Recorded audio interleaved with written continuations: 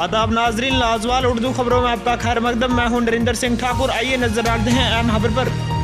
जिला गांदरबल में degree college, central university और हायर सेकेंडरी के बच्चों ने एक साथ इकट्ठे होकर संबल में पिछले दिनों हुए रेप वाक़ये के खिलाफ किया जोरदार एहतजाज, जिसमें उन्होंने इस मामले की जांच करवाने की मांग की। साथ ही इसमें मुलविस पाए जाने वाले मुलजिम के खिलाफ सख्त से सख्त कार्रवाई करने का भी मुतालबा किया।